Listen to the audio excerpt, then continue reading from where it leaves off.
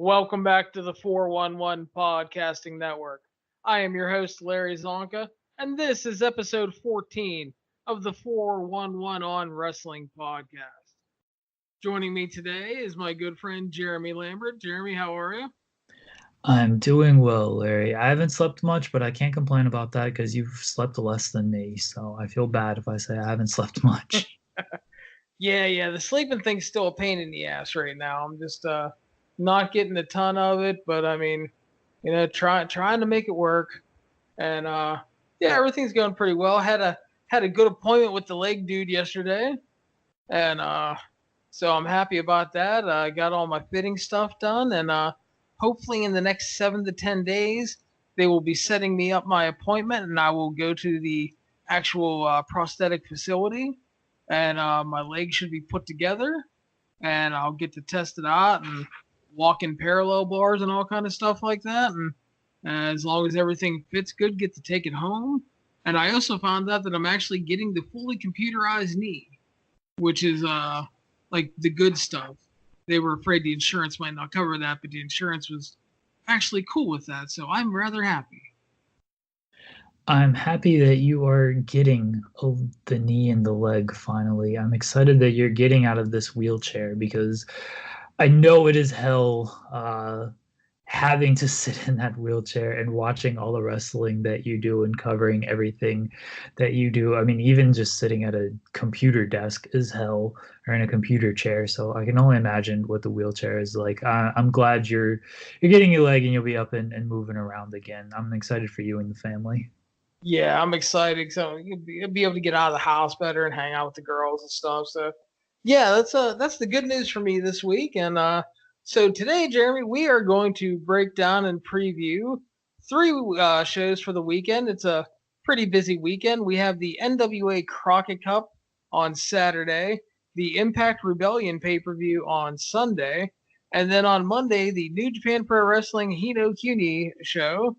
And so, yeah, we're going to talk about those today, and we will start off. Let's go in order. Start with the Crockett Cup, the return of the Crockett Cup to the Charlotte area, technically Concord, but the Charlotte area. And we're having the full tag team tournament and several title matches. And we start off in Block A with the Briscoes versus, and yes, I'm not joking, the Rock and Roll Express. I can't wait for this match. Um, I love the Briscoes. I think they're one of the more underrated tag teams in wrestling history, honestly. When you think about the Briscoes, you don't always put them up there with the top teams in wrestling, but they've been around forever. They've had so many great matches, so many great stories in ROH. They probably don't get the credit they deserve because they've been in ROH pretty much their whole career. But they're fantastic. I love them. And the Rock and Roll Express. I mean, if they're gonna give you half of what they gave you at Janela's spring break, then we're in for a good night of wrestling between these two teams. Yeah, and that's the thing, too, because that match with LAX over Mania weekend, it showed the boys still had a little get up and go. You had Ricky Morton doing fucking suicide dives and Canadian destroyers, and add on the fact that they know how to tell a story, and the Briscoes are great. Plus the fact that the Briscoes are not only great, but they have like a big respect for tag team wrestling. So they're probably marking out, in all honesty, facing the Rock and Roll Express. So yeah, it probably will be a lot of fun. And yeah, I think the Briscoes will go ahead and take it and move on. Although I'm sure you could technically make the argument for the Rock and Rolls moving on for a feel good moment and the throwback to the Crockett Cup. But yeah, I think that it's more of a special attraction. Yeah, I would imagine that the Briscoes are winning and moving on, but I mean the Briscoes aren't losing anything if they just lose to the Rock and Roll Express. Like it's a tournament match. Because the NWA isn't like a show that or a company that runs big time shows or has weekly television or anything like that. Like they run events I guess, quarterly at this point, but there's not a whole lot of canon to their shows. So you can have the Rock and Roll Express win and it'll be fine. But I would imagine that the Briscoes still end up winning. Yeah, and I don't think there's necessarily a problem either way. And again, if they win and get like kind of the miracle win, it's a nod to the old school Crockett Cup and the NWA territory they're running. So yeah, I wouldn't have a problem with it, but it'll be interesting, excuse me, to see what happens. Second A block match is Kojima Nagata from New Japan versus PCO and Brody King. It'd be cool to see Kojima and Nagata over in the States and in this tournament. I know they were supposed to come for the New Japan shows earlier this year, but they had a bunch of visa issues, so they weren't able to make it. So it's nice that, assuming they make it for this one, I haven't heard anything otherwise. So it's nice. They were here for the Madison Square Garden show, so I assume the visa stuff has been taken care of. So it'd be nice to see them in this tournament. And then Brody King and PCO, I mean, they've had a good run in ROH. They were the former champions before losing the titles at Madison Square Garden. And again, PCO just keeps on trucking. He's supposed to face Taven for the title coming up pretty soon. So yeah, it's the Crockett Cup is just a nice blend of just so many different people you wouldn't think would kind of come together for a lot of the stuff. You got guys from the past, guys from the future, as we'll get into, and then like guys from the really, really far past, and then some current stars as well. So I'm not like super high on like the work of any of these four guys. Specific, I mean, some of them are much older, but it'll probably be a short little match. The crowd will love it because everyone just loves PCO. I don't think this is the match where PCO takes a big bump, but I could be wrong because that's a crazy man. Yeah, you can't rule out his craziness, but it was originally going to be Kojima and Tenzon, but Tenzon is out with a knee injury, and with all due respect to him and his creepy fucking ankle, like Nagata is a huge upgrade.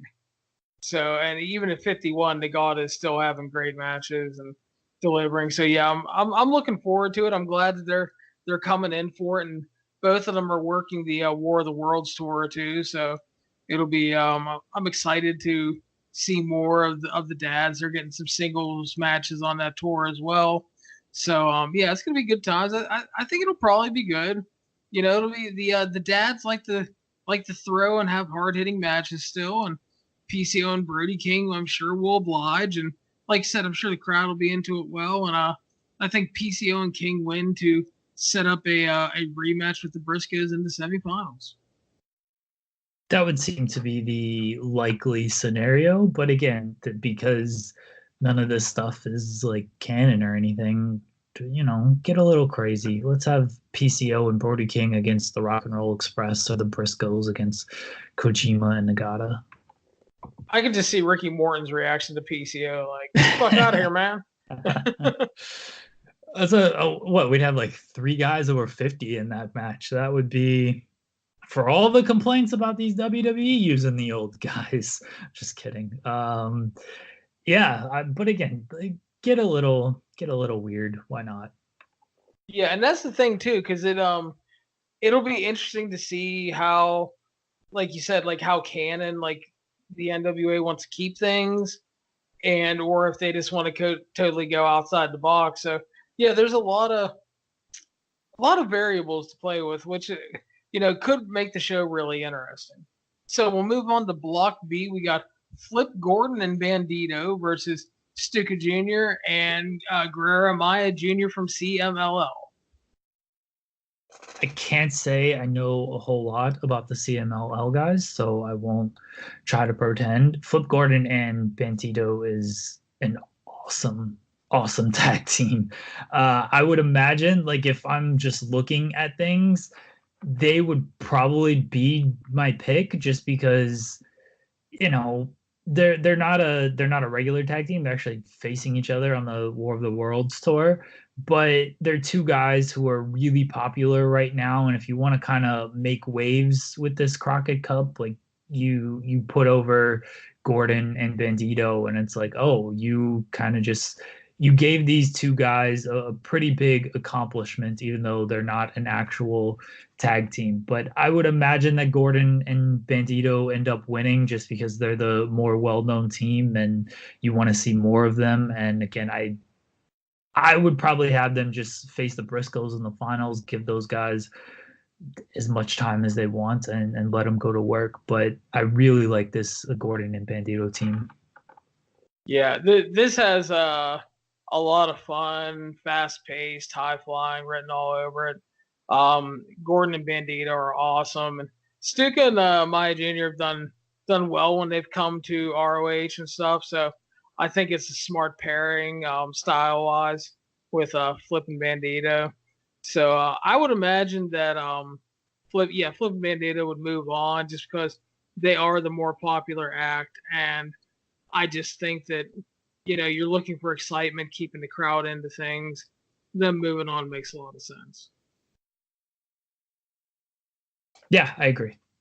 So next up in Block B is Jax Dane and Crimson, who had a short Impact run, versus the winner of a wild card battle royal, which, talk about kind of going outside the box, just like these two big motherfuckers and some other guys.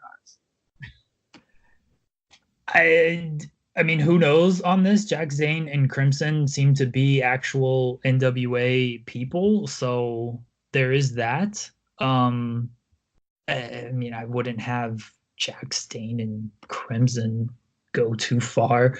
And yeah, who knows who the other people are. So it's kind of tough to really preview this match because you don't know half the competitors in it. I feel like Dane and Crimson probably end up winning because, again, these are two guys who sort of have a history with the NWA while everyone else is, New Japan, ROH, CMLL, I guess the Rock and Roll Express are NWA, but no one is really like these guys are NWA, while Dane and Crimson have wrestled on plenty of their shows. So I don't know. Depending on who the other two people are, there's not much hope for this match, honestly. Yeah, I think it'll probably be a short match with them kind of steamrolling whoever they get to face. And they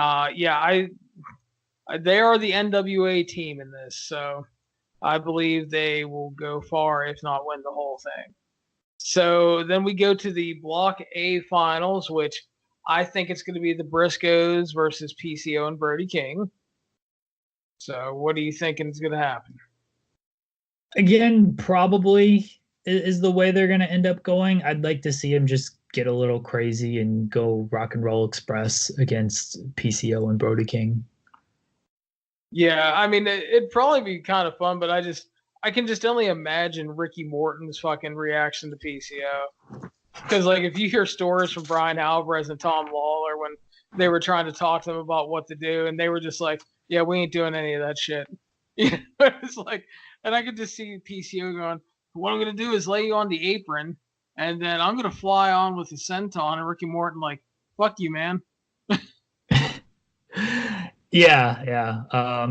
It probably not happening. Probably get Briscoes and PCO Brody King. But again, if you're the NWA, give the Rock and Roll Express a victory.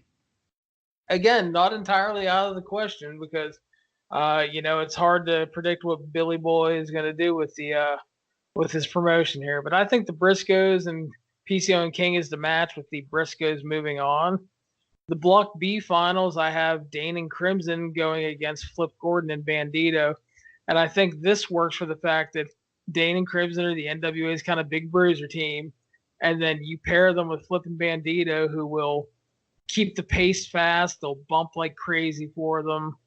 And even though I'm not exactly high on Jax Dane and Crimson, I didn't think they were very good in Impact, and I haven't seen anything lately that makes me think like these are a really good team. But I mean, big dudes tossing little flippy boys around generally works well. So if that's the case, I think Jax Dane and Crimson will win. Again, I would just like to see Gordon and Bandito win it, make it to the finals, and do something different. Like, if Jack Stane and Crimson win, it's just okay. They won because they're the NWA guys. Like that doesn't.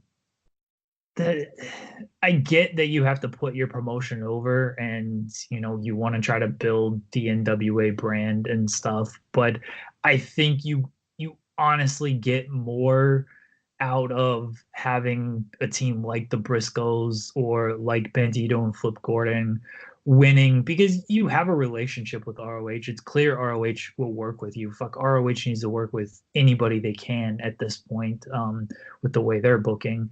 So you can have one of these ROH teams win and it be okay. Like you don't have to say, "Oh, Jack Stade and Crimson win. They're the NWA team," because I mean, if we're being honest, the NWA, as cool as this Crockett Cup event is, I think it'll be a great event. They've done a lot of really good stuff since Corgan and Lagana have gotten their hands on everything. They're still just running quarterly shows and not they're running quarterly shows. They're not in the eye all the time. Like, what are you really gonna do with Jack Stane and Crimson? So I hope Bandito and Flip Gordon win this match, but Jack Stane and Crimson seems like the safer call.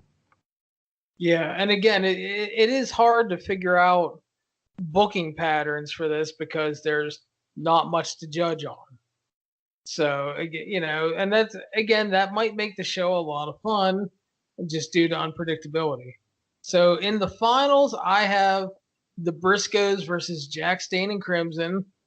And again, while I'm not high on Dane and Crimson, I think that if the goal is to put them over and have them win, the best chance of them having anything near a very good to great match is the Briscoes, just because the Briscoes are so good. And this is where you can put over Jack Stane and Crimson because you have them beat the mysterious team. You can sell it as, oh, look at them. They didn't have time to prepare. They didn't know who they were wrestling and they still won.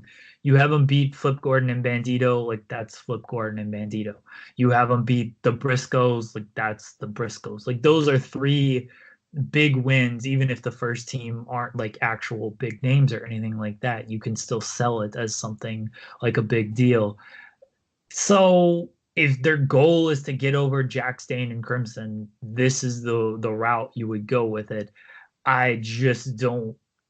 I like it's Jack Stane and Crimson. It's tough to get excited about these guys.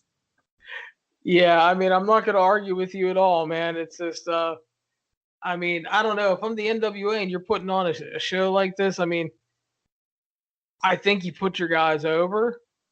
I mean, you're lucky to have New Japan and CMLL and ROH working with you here, and you're putting on a pretty good looking show overall. The card looks good, and I mean, I think that would be the goal, is to put them over. But I mean, we'll see. I mean, if it is the Briscoes and them, I wouldn't totally rule out the Briscoes winning, just because they are the Briscoes, and you could say like, hey, we had the 10-time ROH tag champions win our tournament.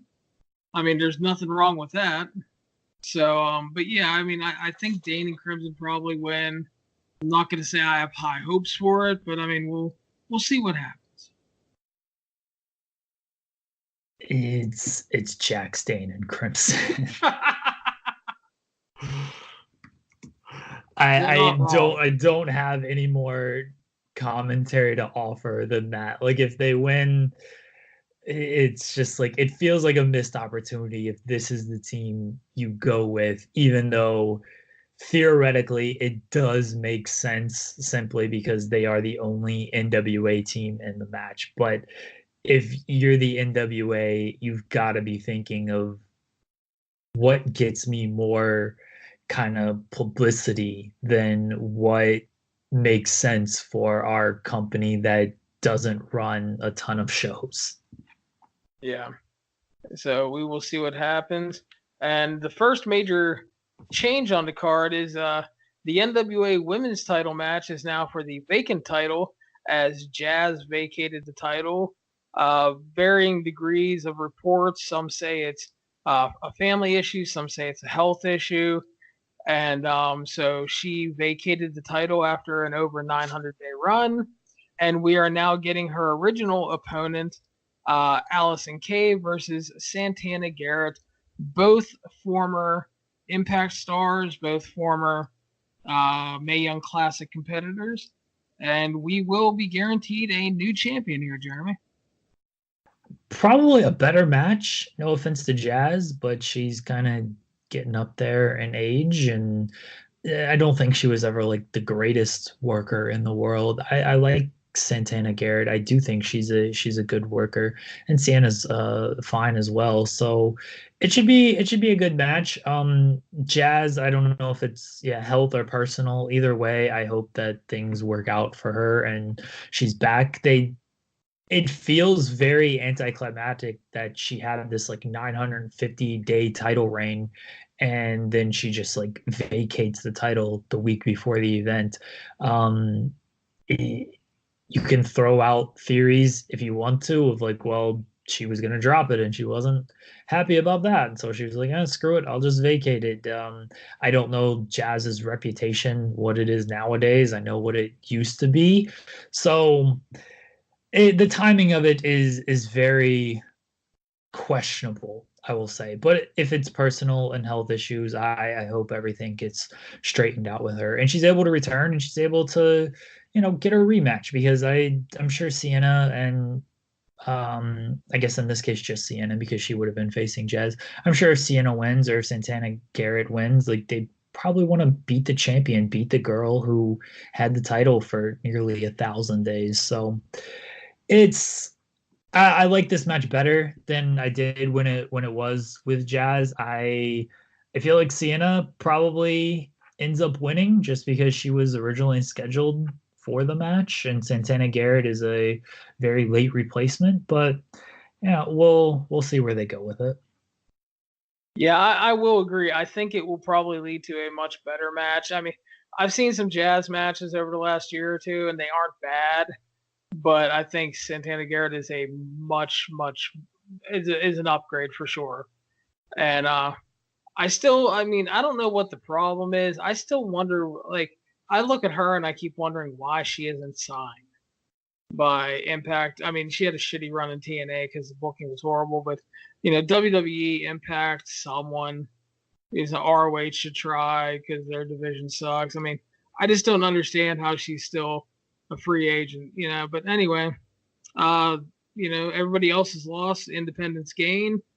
Should be at least a good match, I would imagine. And yeah, I think Allison Kay wins the championship. I thought she was going to win anyway. And like you said, late replacement. I mean, they could flip the script with the late replacement thing, but I don't think so. But yeah, probably a good match and probably a better match than what we were going to get. Yeah, it should be good. Next up, we stick with another. We have title matches to close out the show.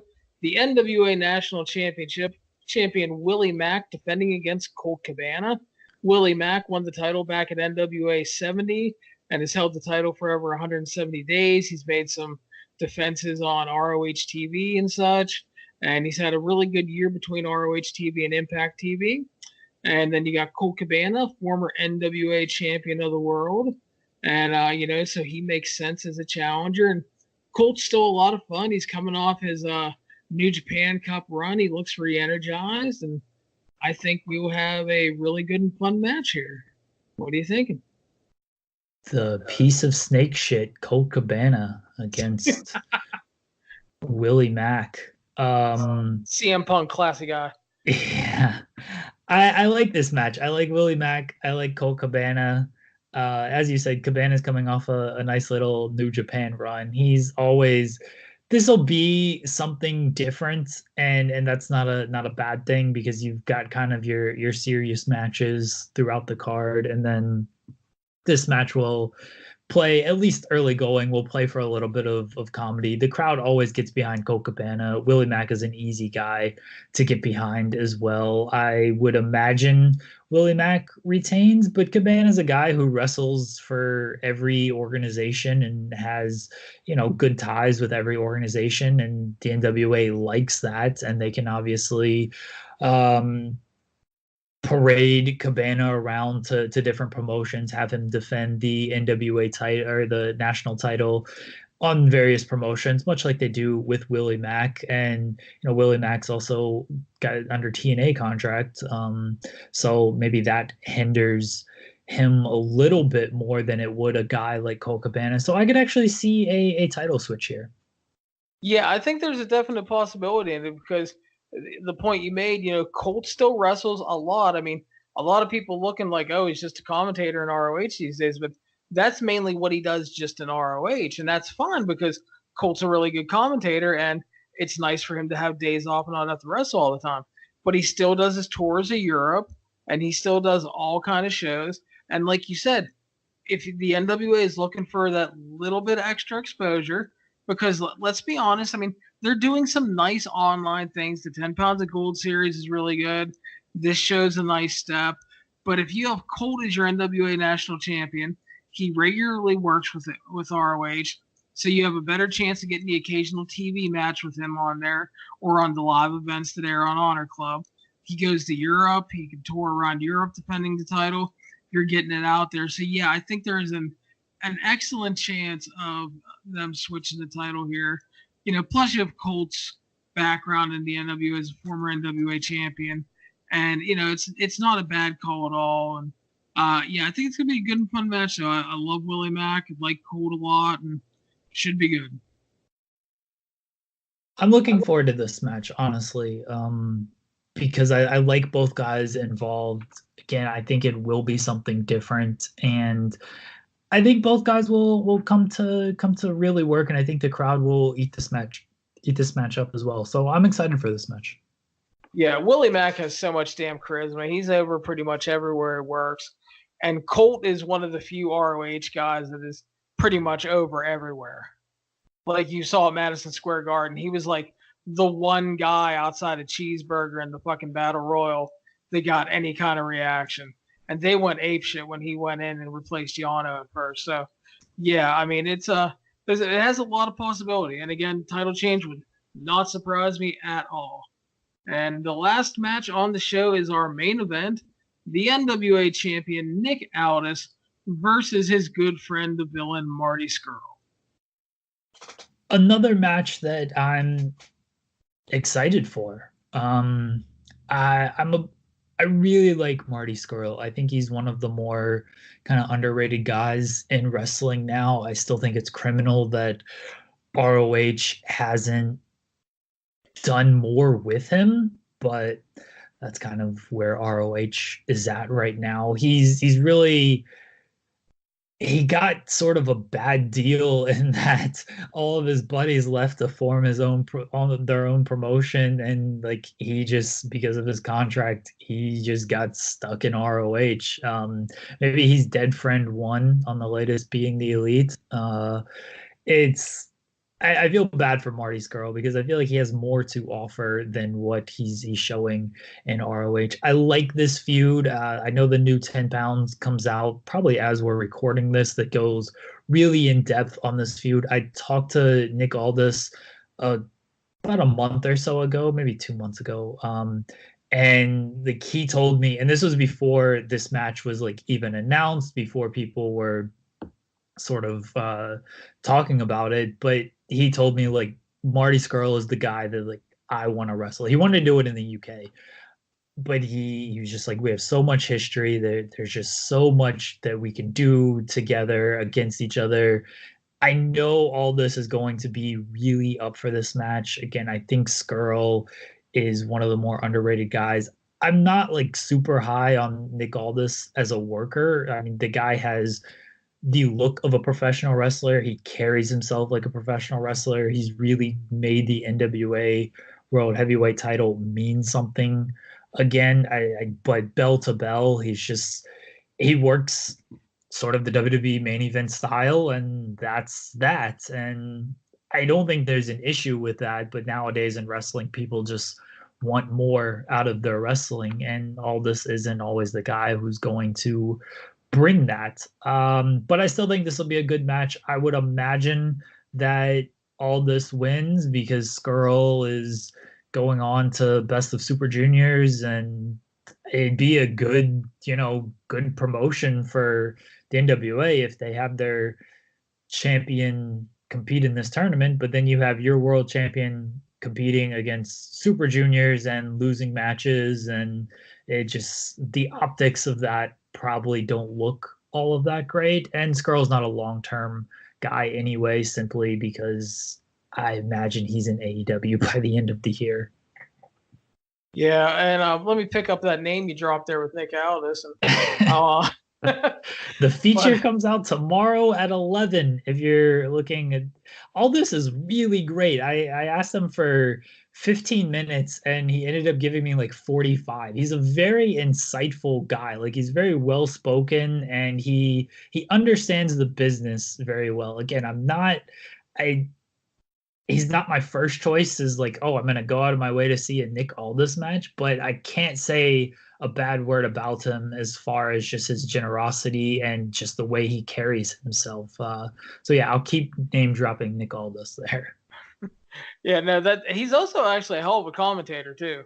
He's done really good on the ROH shows. Yeah. And he's a good talker, and he's done a lot of good promos, and the 10 pounds of gold stuff when they were building like him and Cody, he did a lot of great work in that. So yeah, he's not the top of my must see match list or anything, but I like Nick well enough. I still think he has a lot of potential. He kind of tries to work that old school NWA formula. My issue here is I like Marty a lot too, and I agree with Best of the Super Junior coming up. Him winning is highly unlikely.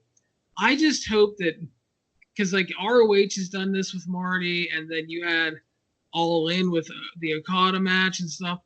I hope they don't go too long, because big Marty matches in the US have a bad track record of going too long.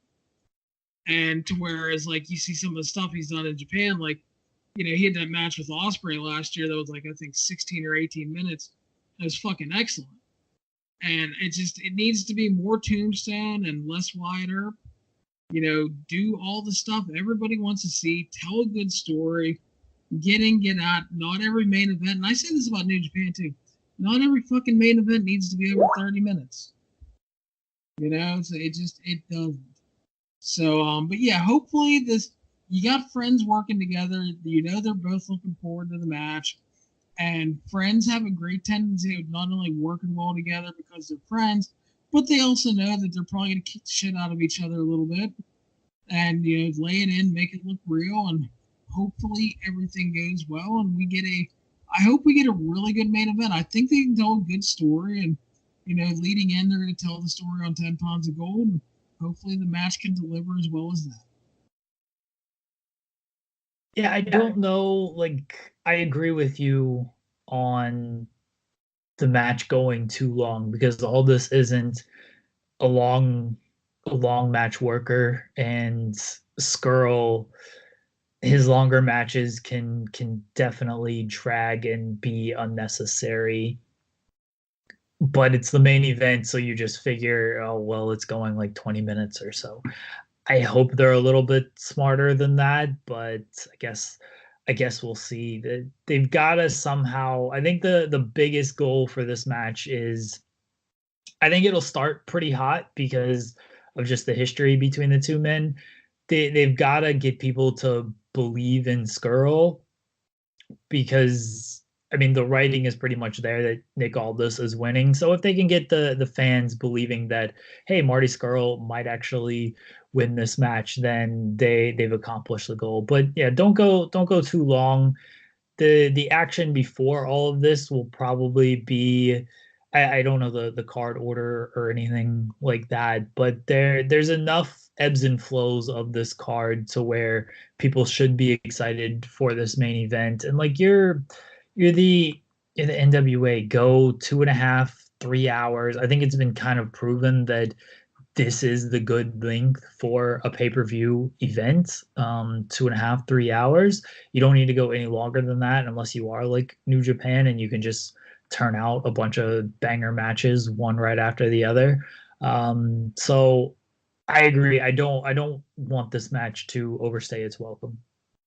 Yeah, and hopefully they keep that in mind. Real quick before we move on, I want to remind everybody that you can subscribe to the podcast on iTunes, Stitcher, Spotify, Google Play. We are also on YouTube and the 411 site. Make sure to subscribe, and if you have a chance, share us on social media, and make sure to leave a 5-star review on iTunes and help get the show out to more people.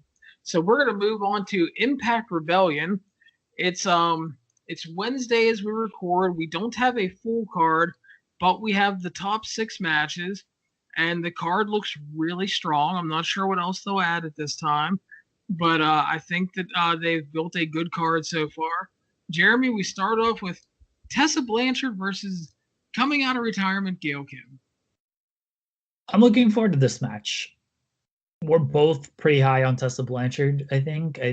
She is someone you should be building, like, not just your women's division around, but honestly, like, your company around. She is another person who just carries herself like a star, acts like a star, looks like a star, wrestles like a star. Like, she has everything you would want. And I guess her attitude issues are fine. Impact doesn't seem to have a problem with them, so I would assume things are good there. And Gail Kim, it's been a while since we've seen her in the ring, but she was definitely one of the best during her generation. It's one match. I would assume she can get up for this match, especially against someone like Tessa Blanchard. They've built the storyline really well. Like, there's some actual heat to this feud as well. I'm looking forward to this match. Honestly, this is probably, outside of the Full Metal Mayhem match, this is probably the match that I'm looking forward to the most on this card. Yeah, definitely. I think it has a lot of potential, and Gail was really good. She's had some time off. And I think that, like you said, I think she will be up for this match. Tessa's been really great for Impact. Again, like you said, there's been the alleged attitude issues in the past, but she's been a strong, consistent performer, and I haven't heard any issues with her in Impact regarding that. So, I mean, hopefully, I think it might just be a growing up thing, and hopefully she's, just growing up and stuff. I like Gail Kim a lot, but the one thing I have really disliked in the TNA Impact history is there's so many times that when they should be building the division, they went back to Gail way too many times. And I think as long as this is a one-off thing, and I kind of hope it is, I hope it's a one-off thing and Tessa just beats her. Because like you said, you should be building around Tessa and some of the other women. And I would just let them have a great match, let Tessa win. And then my idea is if you're building towards Slammiversary, I think you build towards Tessa Blanchard, Jordynne Grace. I would be building towards Tessa and Grace as well. We will see if they do that. I agree with you that they'd like to go back to Gail Kim too often throughout their history. I feel like things are different nowadays. They know that Gail Kim isn't going to be there like as a regular. I mean, she's there, but she's not in the ring as a regular. And they don't need to do that. Give Tessa this big win. It looks good on her resume. She can, keep that over Gail Kim, and you build from there.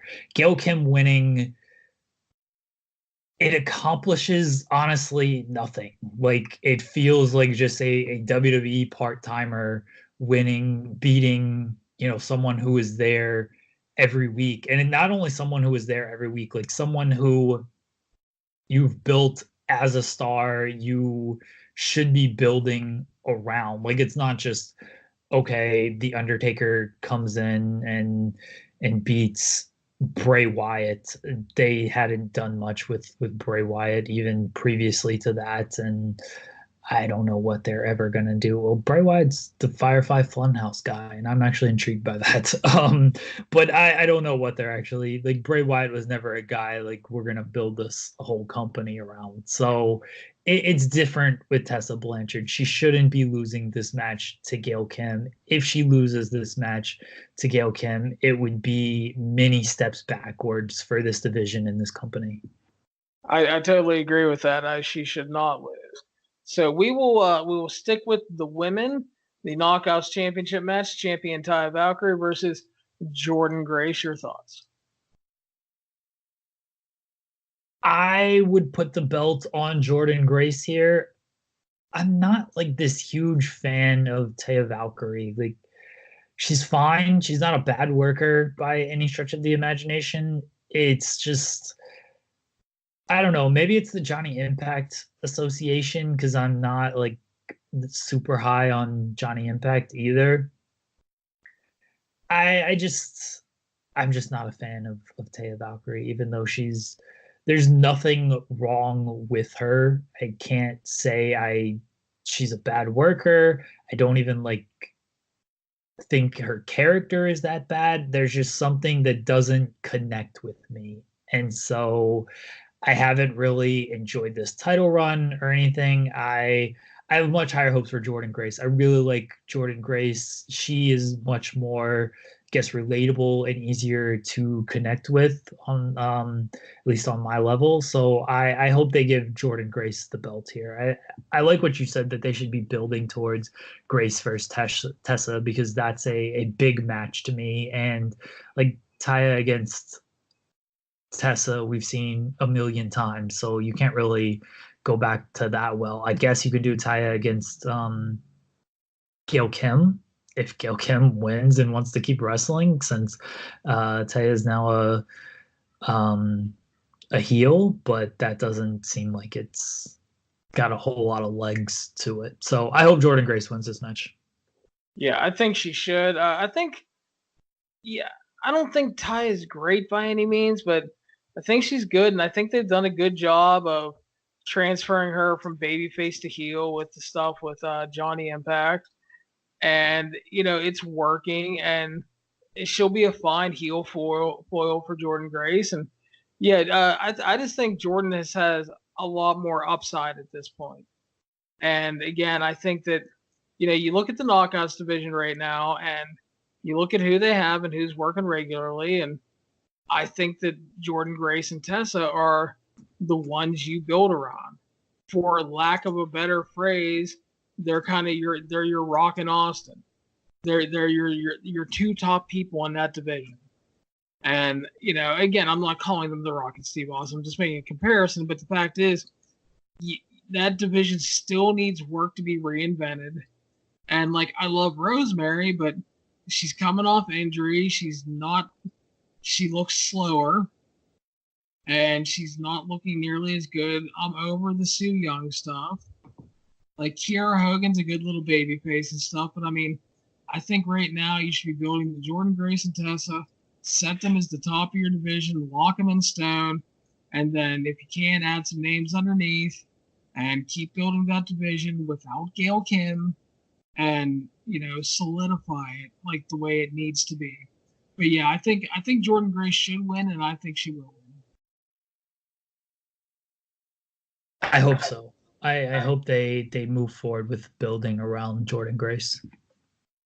Next up is the X Division Championship. Rich Swann defending against Sami Callihan. They've built this feud really well. I'm not a huge fan of Sami Callihan. But his character work is honestly tremendous, and he's really, whether it was an accident, I mean, I would assume it was an accident. Why would you smash a guy in the face with a baseball bat the way he did? But they've really gotten a lot of mileage out of that, and his feud with Edwards and Pentagon last year were really good. So I like what Sami Callihan is sort of transformed into. He does feel very much like an old school, kind of like a throwback wrestler who is just kind of a wild card who generates like that real hatred from fans, and where you're like, oh, you don't know kind of what you're getting out of this guy. Like, he's not on, at least for the most part, like he's not on social media talking like, no, thanks to the fans for telling me I'm awesome or whatnot. He's Sami Callihan. So, and they've built this feud well with Rich Swann being from Ohio and them growing up together and then being best friends, and Callahan wanting Swann in OVE and Swann turning him down. So I like Swann can go. Callahan can raise his level. I think this will be kind of an underrated match by the end of the night. I don't know if you look at Rich Swann and Sami Callahan, it seems like a styles clash on paper. But I think when it's all said and done, you're going to be like, oh, that was a good match. That was a memorable match. I would think, honestly, I think Callahan wins. Like, I don't know that he necessarily needs the X Division title, but I think it might be good for him to have just from a character standpoint. Like, Swann is nice and everything, but I think it adds more to the Sami Callahan character. Maybe he can just kind of Naito the title and be like, yeah, whatever, this belt is cool, but we're not in the business of winning belts. We're in the business of just beating the shit out of people. So he has it, but he's not like super into it or anything. Yeah, it should definitely be a good match, and I agree. I think Sami takes the title here, and because it plays well into the storyline that he's trying to ruin everything for Rich Swann. He's beating the shit out of his friends. He brought in a new monster to help him out, and then if he takes his title, it's like, yeah, fuck you, I was right.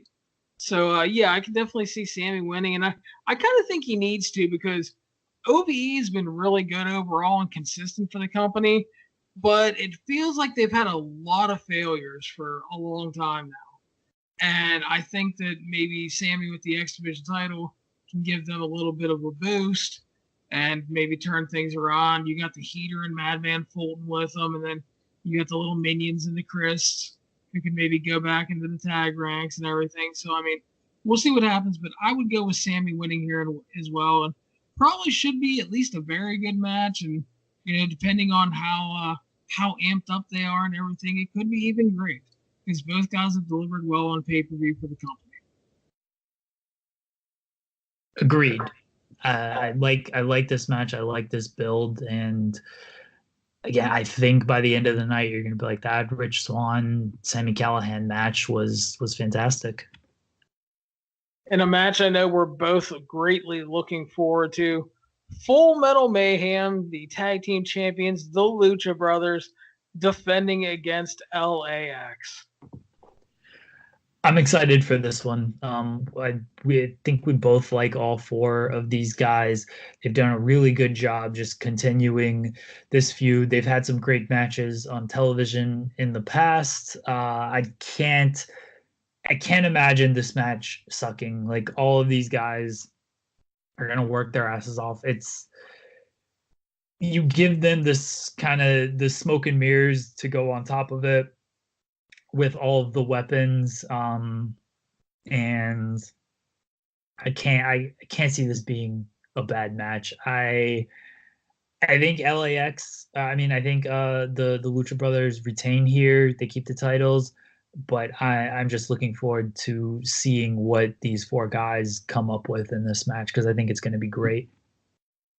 Yeah, I am greatly looking forward to this. I mean, they've had great regular matches, and now you're giving them carte blanche to use whatever the fuck they want. Pentagon and Phoenix is shown in Lucha Underground like to get nuts.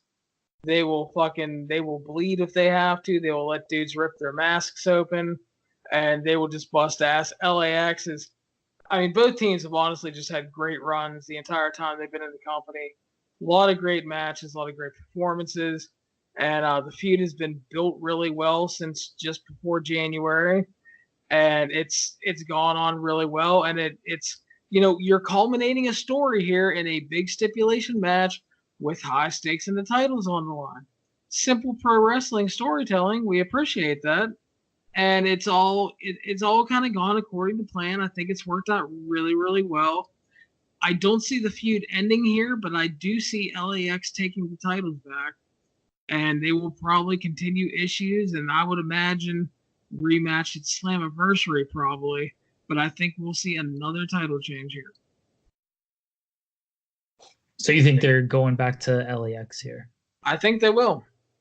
Okay. I can see it. Like, LAX seem to be Pentagon and Phoenix are definitely going all around the world, and they could end up in AEW as full-time guys by the end of the years, while LAX are pretty much staying in Impact, at least for the foreseeable future. So I could see LAX taking the titles here, and you keep building the division around them.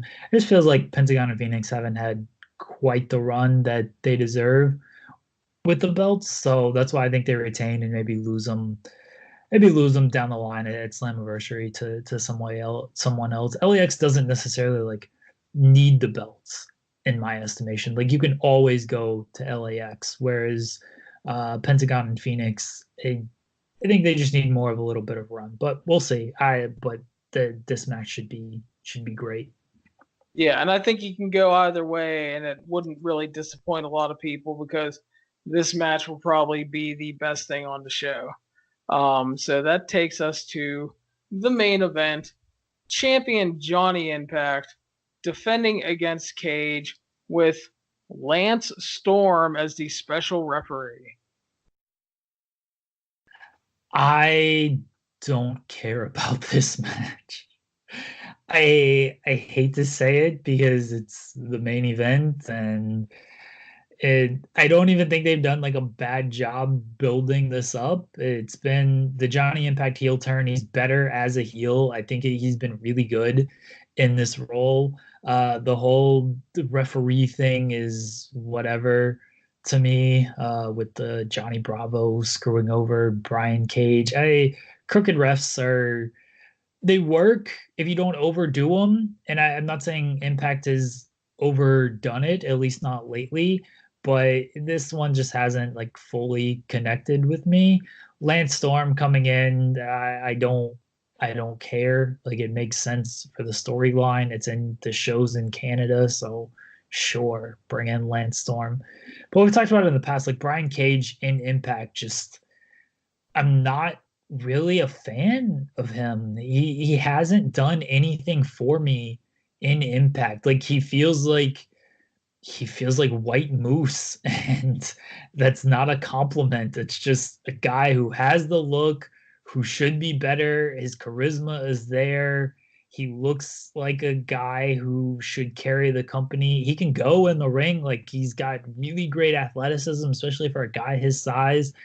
And yet for some reason, like the full package doesn't work completely. And like their last match wasn't that good. It had the sloppy finish.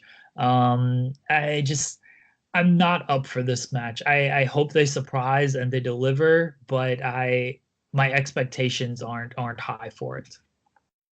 Fair enough. And I know you're not the only one. I know there's a lot of people that are kind of down on them as performers right now and feel they haven't had great outings together. And I mean, I feel they really need to have one here. And to me, this match is like, it's a real catch-22 for me because I think right now they're just kind of scratching the surface with Johnny Impact as the heel champion because he's been really good.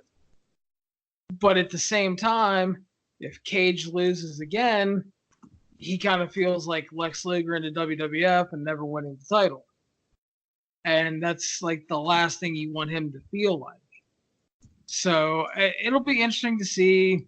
Hopefully they don't overbook it. I fear that, Johnny Impact has the crooked ref that's hanging out with him now, and then you're bringing in the special ref. It just feels like the finish is going to be overbooked. I hope it's not. I just hope that they can deliver a great match. And honestly, again, I could see a title change here because I think they're going to worry about ruining Cage as a top guy going forward if he loses again. Even if he gets screwed, it's still going to be the stigma that he failed again. So, I mean, I can honestly see all the titles changing on the show. And, I think they need a great match here. That's the other thing as far as the booking goes. I'm with you that Johnny Impact's heel turn has been the good for him and his character, and like he's done well with it, and he kind of needs the title to keep it going. But you've put a lot into Brian Cage. He's already failed once. If he fails again, where does that leave him? Like you can say, Lex Luger, but you look through kind of Impact history and dating back to Monty Brown, like they failed to pull the trigger on that guy.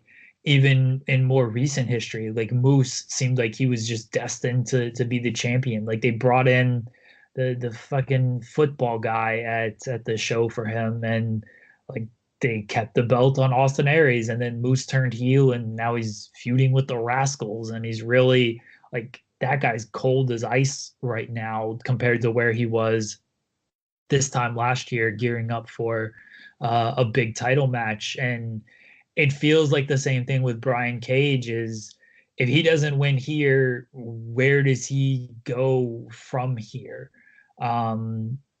It makes me believe Brian Cage is going to win because I think they've sort of learned from that.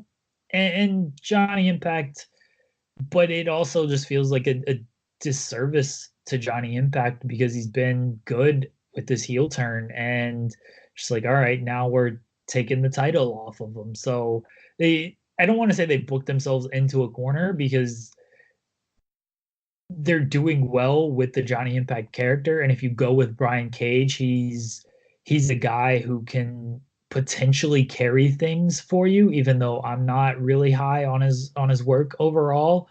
But they've really got to play this smartly because if they do overbook it, if they do too much shenanigans, and if Brian Cage's title win is devalued, then he doesn't look as good coming off of it. And Johnny Impact, I don't know what that it probably won't hurt him too much, but you also want to make Brian Cage look strong and build around him. And then if Brian Cage loses, then what's next for this guy? It certainly helps the Johnny Impact character, but you've almost killed Brian Cage if he loses this match. So how they end up booking the finish of this match is going to be pretty telling for the company moving forward. Yeah, and so again, they have to be very careful. And the other thing too is like if Johnny Impact loses, you have to remember he does hold an X Division title shot from United We Stand, so it's not like they won't have anything to do with him.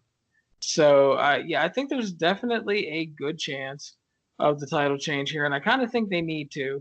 And I wouldn't, like I said, I wouldn't be surprised if all the titles changed hands, and kind of they not so much a reboot, but kind of like just clean slate things a little bit, and moving into the summer and everything. I don't think it's the worst idea. They've been pretty stable with a lot of the booking.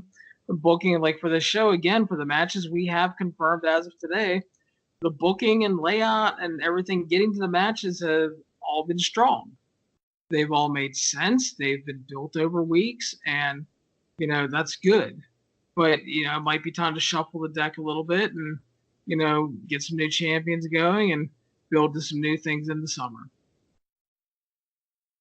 Yeah, we'll see where they end up going with again, they've got to book this main event smartly because I'm not saying like the whole company rides on it, but you screw this up and you could kill one of your guys who like everyone had high hopes for when he signed with the company.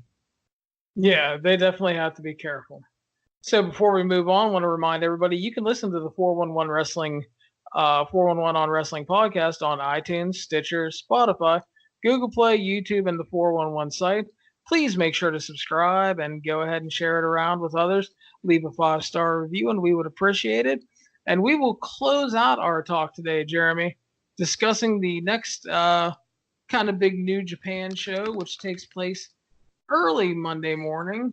And it's going to be the Hi No Kuni event. I'm probably pronouncing that wrong, and someone will bitch at me later, but I do what I can.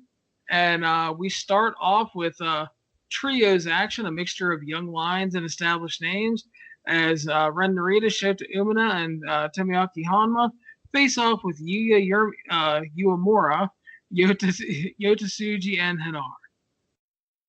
The dads, I'm sure, will win. I guess it's not even quite the dads. But I would imagine that one of the young lions takes a loss. Yeah, I figure Narita, Umino, and Hanma win because they are the senior lions, and Hanma is technically higher on the pecking order than Hanare. Yeah. So, but they've had some the Lions have had some good matches here on the Road to Tour, showing a lot of fire, and Suji and Uramura are slowly getting more comfortable and starting to show a lot of fire after like they've had a lot of matches with each other, and they were having fine matches, and all the technique and everything is good, but they just didn't have that confidence and fire that like Narita and Umino have, and they're finally starting to show that. So we'll see what happens. Probably a solid to good opener. And then we're going to stick with the big multi-man tags. We go with Taguchi, Tiger Mask, Jushin Liger, Jeff Cobb, and Yoshihashi versus Minoru Suzuki, Taka, Taichi, Desperado, and Kanemaru. And the big story here is the continuation of everything they've done on the Road to Tour. They are building to a Jushin Liger versus Minoru Suzuki match, citing their Pancrase match from like 20 years ago as the big thing. And Suzuki basically, the story is Suzuki wants Liger to retire now. Doesn't want him to hang around. He's basically calling him a bitch. And Liger thinks that Suzuki's a bitch because he uses chairs and illegal tactics all the time. And they've had some really great interactions so far. I'm all for Liger against Suzuki. I think that's a good. It's not the final feud of Liger's career, but that's a really fun feud for Liger to do this late in his career. So that's what they're building towards, and it definitely looks like it based on today's show and the upcoming cards. Like, great, give me Suzuki against Liger. Hell yeah, dude! I love the old man dad fights because again, these are two guys that have been in wrestling for over 30 years. They know what they can do. They know when to do it, and more importantly, at times they know their limitations. You know, Liger, like as much as I wanted to see it versus Ishimori, and I probably would have shit my pants. Like he went up top one time in that match, and I was like, if this motherfucker pulls out a shooting star press, I'm gonna lose it. But like Liger can't do that anymore, which is fine because Liger can still have great matches. Suzuki still has great matches, and it's just like, I'm sorry, I mark out when they're beating the shit out of each other, and the opponent starts laying into Suzuki, and that evil motherfucker just smiles at them. It is like the most terrifying thing in the world. But yeah, I'm all for that feud. And this is also a little setup for Jeff Cobb and Taichi on the 3rd at night 1 of Dontaku. And Suzuki Gun has pretty much been running the table. And I would not be surprised if they picked up another win here. Yeah, Suzuki Gun seems to be picking up all the victories on the show. So sure, they can win.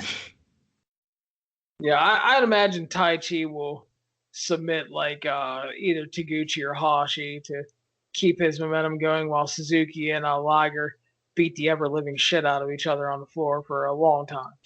But it will be great. So regular tag team action, we have Will Ospreay and Dragon Lee facing off with Taiji Ishimori and Hikuleo. Ospreay probably picks up the win here. The Ospreay and Ishimori interactions should be really, really fun because it's Will Ospreay and Taiji Ishimori. Yeah, the 3 juniors involved here, technically juniors are great. Ospreay, Lee, and Ishimori, and they're gonna do the bulk of the match. And Hikuleo is fine. He's coming along well. He's kind of getting out of that puppy with too big a paws stage, to where he like had a lot of footwork and coordination issues, but he's slowly getting better, and his knee injury didn't help. But the good news is, if you limit him to some signature power spots, tossing the little guys around a little bit, and then let the other 3 do the bulk of the work, it'll probably be fine. And yeah, I would imagine Ospreay and Lee win with obviously Hikuleo taking the loss. Because that's what he's here for. Yeah. So we move on, multi-man tag team action. Kota Ibushi, Big Tom Ishii, and Okada versus Shingo Bushi, Evil, Sanada, and Naito. And if you've not been watching the Road to Tours, and I know not everybody watched all the shows, but basically all the versions of the LIJ versus Chaos tag matches, and now that are including Kota Ibushi, have been really good. Everything's been very good to great. And again, you're building to Evil and Ishii and Okada versus Sonata. And this will take place after the junior tag title match between Roppongi 3K and Shingo and Bushi.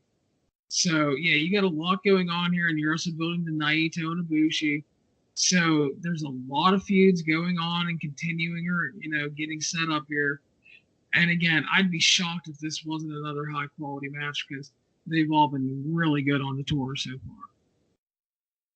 I would assume that LIJ wins because I feel like they've won every match on this tour. So maybe they go with something different. But yeah, this is more about sort of match quality and keeping some interactions and some feuds alive.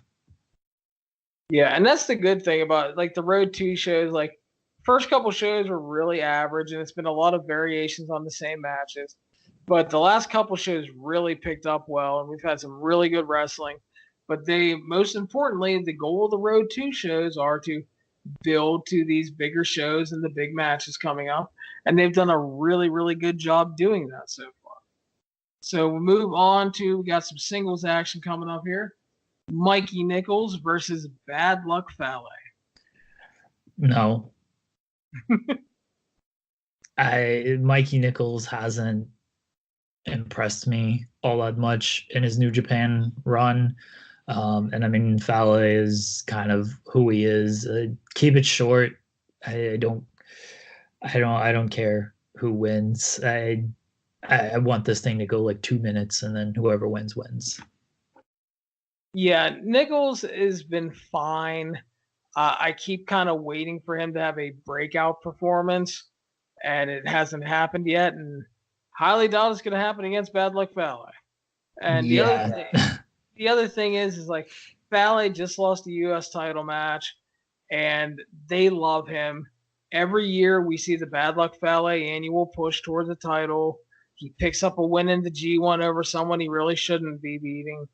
And, Nichols just beat Chase Owens, which is nice, but I would expect Bad Luck Fale to win here.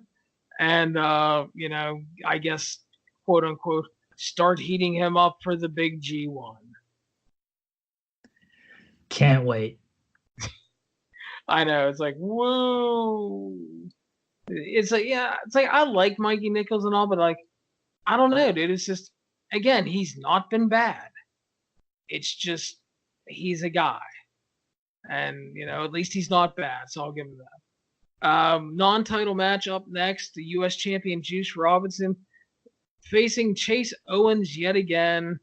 I'm not a fan of them going back to the match. Basically, the gimmick is Chase challenged him again, and it's a non-title match, so if he wins, he can get a title shot.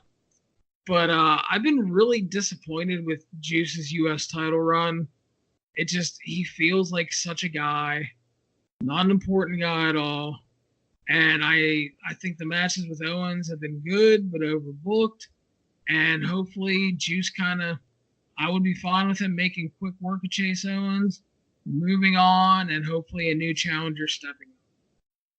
You almost forget that Juice is the United States champion. I feel like he loses more than he wins. I mean, I know he beat Fale and Chase Owens in his last couple of title defenses, but it just feels like this guy loses a lot for being a champion, and New Japan usually does a better job of protecting their champions, but I don't think they truly really care about this United States title. And no offense to Juice Robinson, but he's not a guy that's really elevating it to a new level or anything right now. I I don't have much interest in this match just because we've seen it a million times, and I like Juice, and I think Chase Owens is fine, but like if you're just gonna have Chase Owens win to set up another title match, it's just like what's the point? If Juice wins and that's the end of it, great, but it should have been the end of it when he beat him the first time.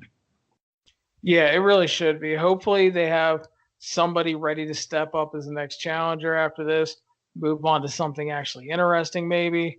I mean, that would be nice. So, we will go to the co-main event, which is for the IWGP Tag Team titles. Champions the Gorillas of Destiny, defending against the reunited Most Violent Players, Toru Yano and Togi Makabe. And essentially, they got the title shot because Yano is the Sublime Master Thief, stole the championships at Madison Square Garden, and that has been a trend on the whole Road to tour. And the funniest thing about that is Yano keeps stealing the IWGP titles and usually leaves the ROH titles behind, which for some reason just makes me laugh every time. I mean, the ROH titles don't matter. I like that they're just treating them like, fuck these belts. The match probably won't be all that good because none of these guys are like great workers. But I like everyone and their characters in this match. So I think from a sort of a storytelling and character standpoint, it'll be good. Like the crowd always likes Yano. I think Tama Tonga is one of the more just underrated characters in wrestling right now. Like this guy, the good guy stuff was great. Like the good bad guy stuff, and now like the whole belt collector stuff. Like I think he's really good at doing that. He can't really go in the ring, and I know people get mad at sort of the Bullet Club stuff just overall, especially like during the G1 last year. But I like Tama Tonga from a character and really just the Gorillas of Destiny from their work from that aspect. So I don't have high hopes that this is going to be like some really good match, but I think it'll be an entertaining match. Yeah, Tama Tonga is a really good character. He does a lot of little things really well that just adds to a lot of things. There's times where I sit there and I'm like, I just wish that would translate better to his ring work sometimes because yeah, guy's in good shape, has a good look, and I just think that if he could put it all together, it just hasn't happened yet though. But I mean, yeah, and yeah, like you said, everybody loves Yano. They always pop for Makabe's big comebacks, which he'll probably have to do because I imagine they're going to isolate Yano a lot. I wouldn't rule out the title change because this is like they've been hyping really hard on the Road to show that it's been 10 years since the Most Violent Players held the tag titles. And I could see them going ahead and pulling the switch here, making the titles change hands, and then, feud for a little bit, and then, rematch them at the Best of Super Junior finals. You could switch them back if you really want to. But yeah, wouldn't be surprised to see a title change here. Yeah, you can do it. The tag team division honestly sucks in New Japan. Yeah, it's not well booked either. Yeah, it's a lot of Gorillas Destiny and Sonata and Evil. And that's like it. Like they really don't have any tag teams beyond that. So if you do Yano and Makabe, like at least it's something different and new. So I'm fine if they win the titles here. They've really got to figure out something with this tag team division, though. It's really an afterthought in the company. Yeah, someone tried to argue with me that the Best Friends signing with AEW wasn't going to hurt New Japan at all. But like you just said, there just aren't a lot of active heavyweight tag teams. And I mean, Trent and Chucky T, when they were in, had a lot of good and fun matches. And now you lost that. So it's just, again, it's not like it's going to cripple New Japan to its knees. But I mean, it hurt the division. And that's not good. But yeah, that's the one thing with New Japan that always bothers me is the overall lack of dedication and care to both tag divisions. It had like the junior straps trade a lot, and then like you said, right now it's basically the Guerrillas of Destiny, Lij, and now the reunited most violent players, and it's like, who else? That's it. So I mean, yeah, it's yeah, I wouldn't rule out the title change. I think we will see it, but yeah, either way, the tag division isn't going to change all that much. So we move on to the main event, which will be Hiroki Goto versus former IWGP champion Jay White. This feels like a rehab match for Jay White. You've got to kind of heat him up again after losing to Okada. Goto's a guy who has the name, obviously, the history, but is also a guy who just never wins these big matches. So I think the match will be good because I like Jay White. I think I don't know if he's underrated anymore. I feel like people have started to come around and realize, hey, this guy's pretty good in the ring. And Goto can always go when he wants to, and I imagine he will step up in this match. But I'd be fairly surprised if Jay White loses.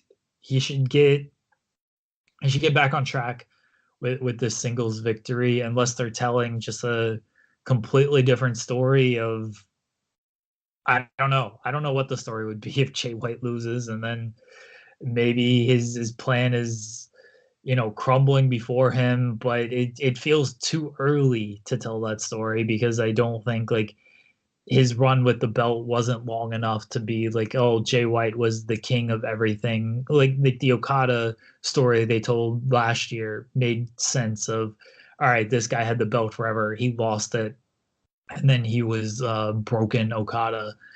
And like, I don't think White's run really is conducive to tell a similar story of he loses the belt and now he can't find himself. So I would imagine Jay White wins and gets back on track.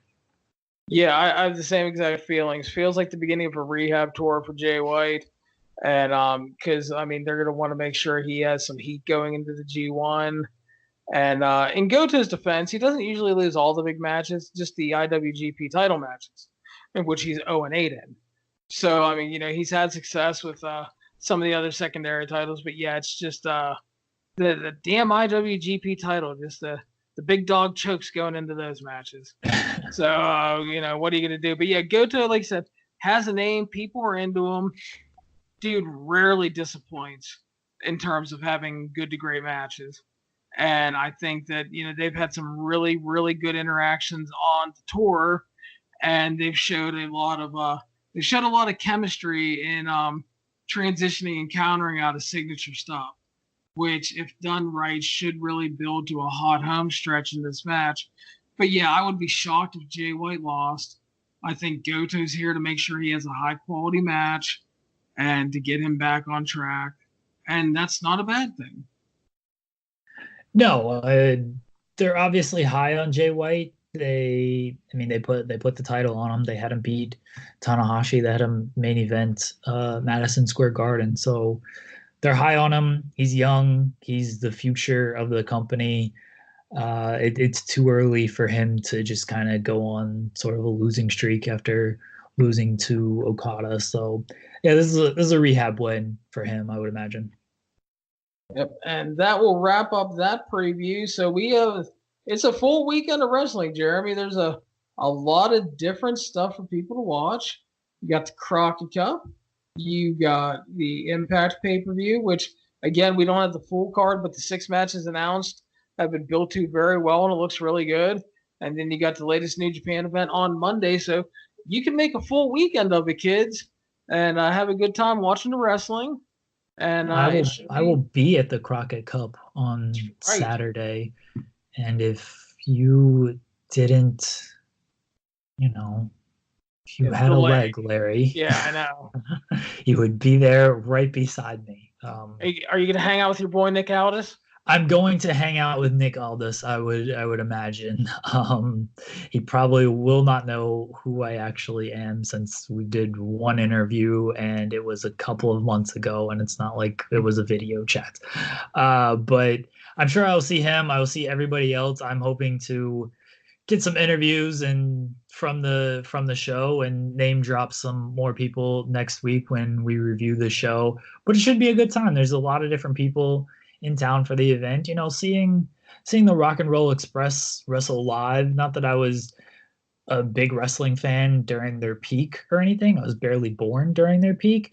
So, but having the opportunity to see them wrestle live is a pretty cool thing, honestly. You know, how many people can say they saw them wrestle throughout in their lifetime, especially when someone who like me was born in 1988. So it'll be cool to see them and to see what the NWA presents. Like this is a big show for them. It feels like all their shows are kind of bigger events because they just don't run a whole lot. And I mean they're hyping this as like, we want to take you a blast from the past and all this stuff. There's going to be a lot of legends there and whatnot. So it's a big show for the NWA, and it'll be cool to be there and to hang out with some of these guys and just take in the show.